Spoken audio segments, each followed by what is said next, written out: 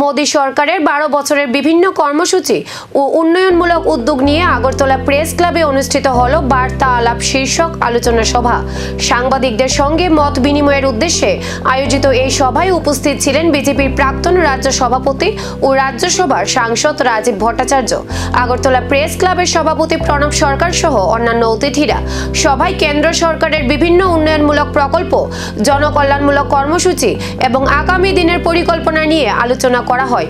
পাশাপাশি গণমাধ্যমের ভূমিকা ও জনসাধারণের কাছে সঠিক তথ্য পৌঁছে দেওয়ার বিষয়েও গুরুত্ব আরোপ করা হয়। অনুষ্ঠানে উপস্থিত সাংবাদিকদের বিভিন্ন প্রশ্নের উত্তর দেন অতিথিরা এবং সরকারের বিভিন্ন উদ্যোগ সম্পর্কে নিজেদের বক্তব্য তুলে ধরেন।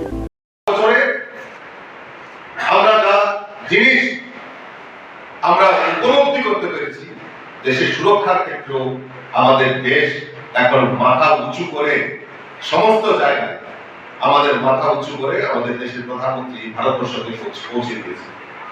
আমার একটা গান মনে পড়ে অতুল প্রসাদ সেনের, ভারত আবার জগত সভায় শ্রেষ্ঠ আসন হবে। সেই লক্ষ্যমাত্রাকে অর্জন করার জন্য আমাদের দেশের যশস্বী প্রধানমন্ত্রী নরেন্দ্র মোদীজি কাজ করছে।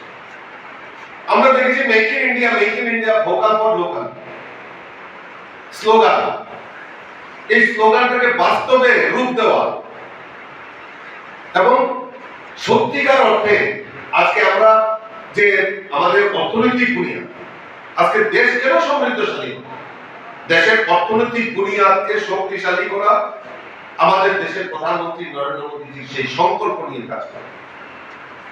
বাস্তবিক অক্ষরে মোদীজি একজন গুজরাটি, আর আমি দেখেছি আমার সঙ্গে একমত হবেন কিনা জানি না, যে গুজরাটিরা সবসময় ট্রেডিং এ বিশ্বাস করে, অর্থাৎ বিজনেস।